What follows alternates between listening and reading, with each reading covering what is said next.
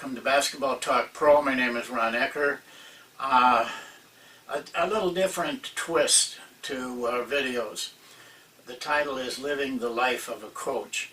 Now, I'm not talking only about games and practices and all the things a coach does. I'm talking about an all-inclusive part of his life. What's happening around him? You know, what are his likes, dislikes, pressures, etc. Around him. It's such a big area that really a book should be written about it. It's worth going to that extent for people to understand before they get into the profession or while they're in the profession. What a life is like when you're a coach. What actually happens. You know, we know the status, the little fleeting fame. You know, they can grow into big fame. But the life of a coach varies very little regardless of all of that. There's just some stable parts of their life. But it's so big, so huge, that I can't talk in 15-20 minutes about all of it. It takes a lot of information, and I wish there was such a book, because I think it would help young coaches. And that reminds me, it isn't only young coaches. You know, older coaches have walked through their life. You know, the problems, the great things that happen are there. They have lived with it. And if they're a veteran coach, they've survived it. But even to the veteran coach, it's good to understand what other coaches deal with, what other parts of life they deal with. It's a little bit of understanding, but if we're to share with our colleagues in this profession, then we should understand what they're going through, what they deal with. I can't clarify all of that. I'll tell you that right now, but I'm going to try to make some points in certain areas of it. Maybe we'll see how it goes, but it's maybe that this may be just part one, and we have a part two and a part three, you know, later, but not in a row. It's a subject that just doesn't fit doing 2 or 3 in a row. We'll have to, you know, use judgment on that.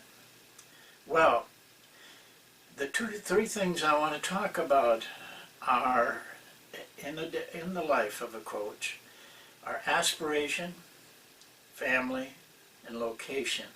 We'll cover those 3 today because that's enough for this length of a video. Aspiration first. Aspiration, or aspiring, means the desire of a lofty object. But what is a lofty object? You know, for one person that object is different than what it is for the next person. Maybe the next person sitting right next to him, or it could even be the person he's married to, or the person he calls his best friend. What is their lofty object? And the reason I do it first, because in my examination of this subject, I realized that every area we go into is dependent upon the aspiration of the individual. Not all of us aspire to the same thing. Our lofty goal can be different than the next person's lofty goal. Not everybody has a lofty goal of coaching in the NBA, for example. That person may have a lofty goal also, but it's to coach in his hometown or to coach where he is. And so we're going to run into it in every area that we talk about. But I have to tell you this, and it may seem hard, it may seem cold, but in all the things of a coach's life, winning games plays a major role. I know.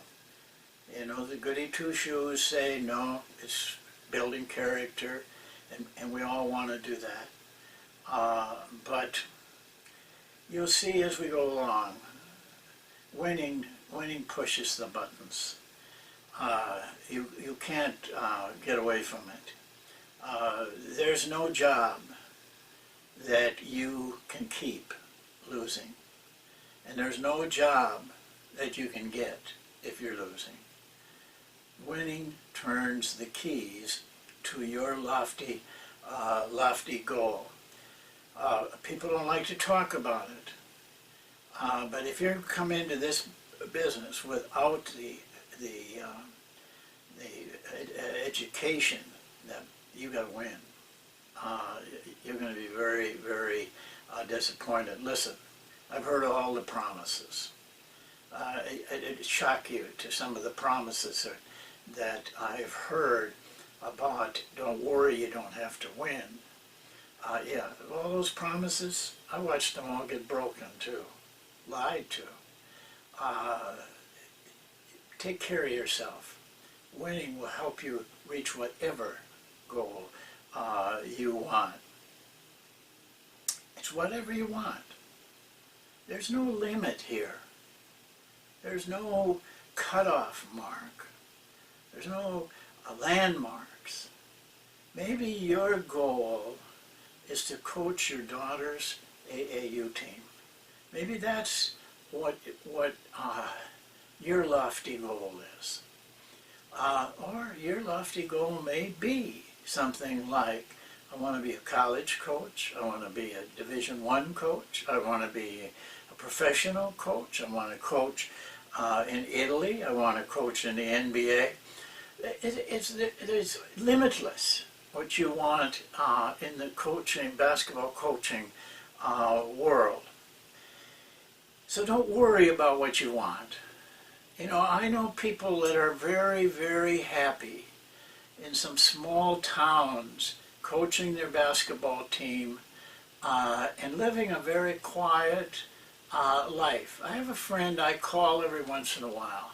He never calls me, by the way. I always call him. And the first thing I say is, Robert, how are you doing?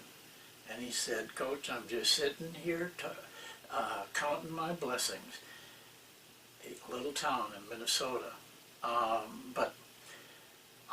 So don't be concerned about that. And don't be afraid to put a goal ahead of you that seems almost impossible to reach. I can give you a lot of examples. And I am an example. You know, my goal for, I don't know when I started, was to coach in the NBA. It was a rough road. I knew I had no choice but to win. I didn't have a name. I didn't have, you know, I was not a great player. And I didn't know anybody. So I just had to go out and do the job. But there's a lot of people like that. Lots and lots of them. So don't limit yourself to something that isn't what you really want. Search your heart. Find out what you really want. We'll talk about that a little bit later. But there is one object that every coach who calls himself a coach, who has a job as a coach, must desire. And that's this. You must desire to want to build and develop your team and your organization to the highest level possible. You owe that. You owe that to yourself. You owe that to your family. You owe that to the players that you coach. We have to have that goal. Otherwise, don't coach. You know, please don't. Battle, whether you're coaching that AAU team, battle to make it the best team. Battle to be the best coach you can be. Battle to give the players all that you can give them. If not, let someone else take the job. You know, they may have more passion for what they're doing. Well, moving on, the family. Most coaches have a family. You know, it's maybe you don't. I've often thought that maybe coaches shouldn't have families, but they're always there, and they're a support for you, and they're a blessing for you.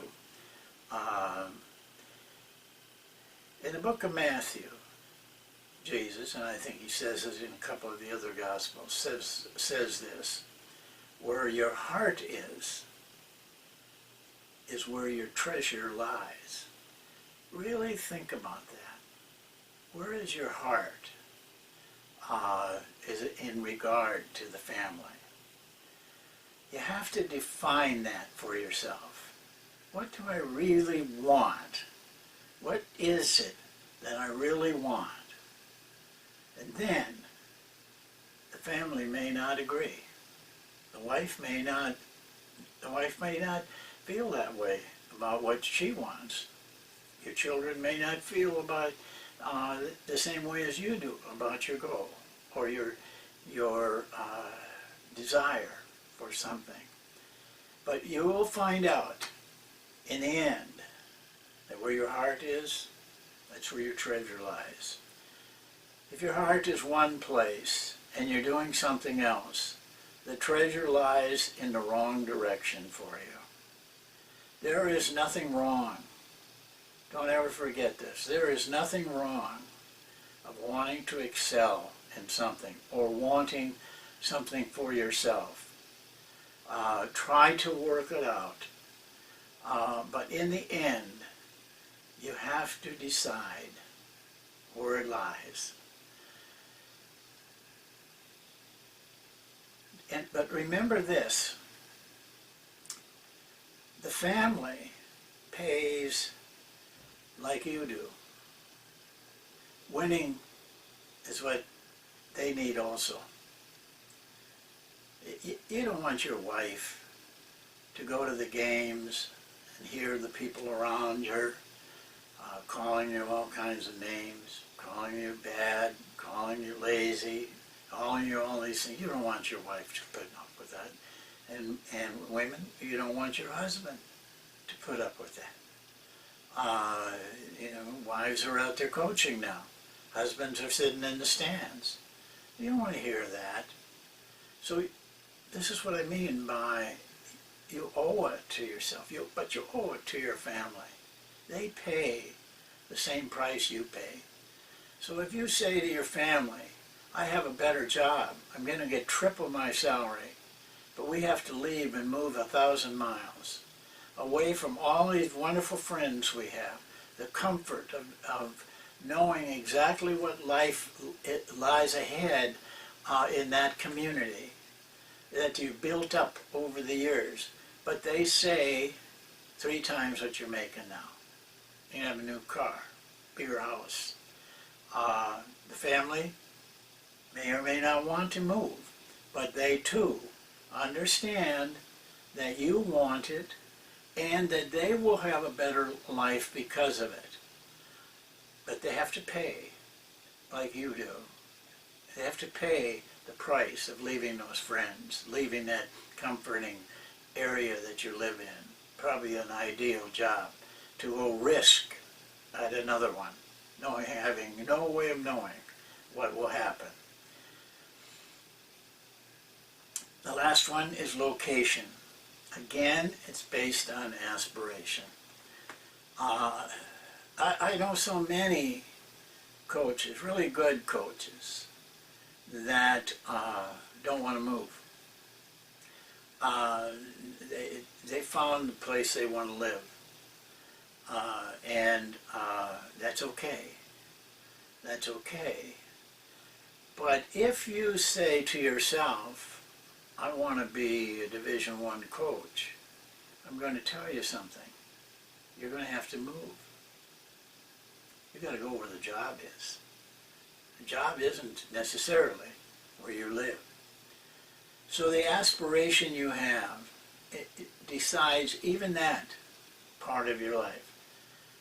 Maybe a location, where you live, that you know, that river that you can fish in, the woods that you can hunt in. Maybe that's really what it's all about for you. But it doesn't take away from one object, and that is that you, at the same time, whether it's wherever you would live, a small town, big city, foreign country, it doesn't make any difference. You still have one commitment, and that is to build your team and yourself for the benefit of the organization that you are with.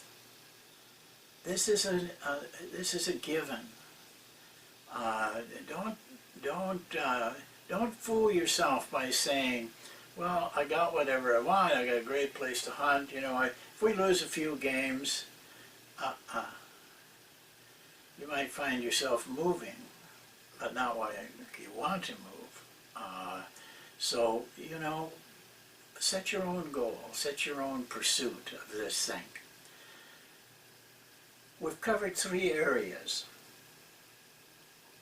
but there's so much more to cover in this life of a coach.